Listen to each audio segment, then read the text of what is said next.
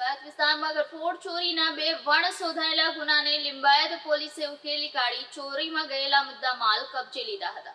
સુરત લિંબાયત વિસ્તારમાં ચોરીના વણ શોધાયેલા ગુના શોધી કાઢવા તેમજ બનતા ગુના અટકાવવા પોલીસ કમિશનરે લિંબાયત પોલીસ સ્ટેશનના પોલીસ ઇન્સ્પેક્ટરને સૂચના આપી હતી. જે અનુસંધાને લિંબાયત પોલીસ સ્ટેશનના પોલીસ ઇન્સ્પેક્ટરના માર્ગદર્શન હેઠળ સર્વેલન્સ પોલીસ માણસો તેમજ ટેકનિકલ હ્યુમન સર્વેલન્સની મદદથી પોલીસ ટીમ પેટ્રોલિંગમાં જોડાઈ હતી. તે સમય દરમિયાન મળેલ અંગત બાતમીના આધારે આરોપી સુમિત કાલિયા સરોજને ઝડપી પાડી બે વણ શોધાયેલા ગુના ભેદ ઉકેલી કાઢી ચોરીમાં ગયેલ મુદ્દામાલ કબજે લીધા હતા.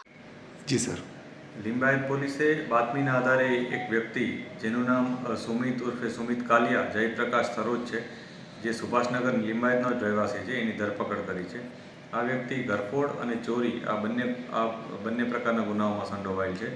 ચોરીમાં એણે પોતાના સોસાયટીમાં રહેતા એક વ્યક્તિના ઘરમાંથી જે મોબાઈલ ચાર્જિંગમાં મૂક્યો હતો એ ચાર્જિંગનો મોબાઈલ રાતના 12 વાગ્યાથી 2 વાગ્યાની વચ્ચે ચોરી લીધેલ હતો. આ ઉપરાંત એણે ગરફોડ પણ કરી છે. આ ગરફોડમાં એણે પહેલા માળના મકાનમાં ચડી જઈ અને ત્યાંથી ખુલ્લું જે બારણું હતું એમાં પ્રવેશ કર્યો હતો એ ઘરમાં, અને અંદર જઈ અને જે મંદિર હતું એ મંદિરનું બોક્સ તોડી અને એમાંથી સોનાની ચેન હતી એ ચોરી કરી લીધેલી હતી. પોલીસે આ બંને મુદ્દામાં રિકવર કર્યો છે, જેમાં સોનાની ચેન જેની આશરે કિંમત 95,000 છે અને ઓપ્પો મોબાઈલ એની પણ રિકવરી કરેલ છે.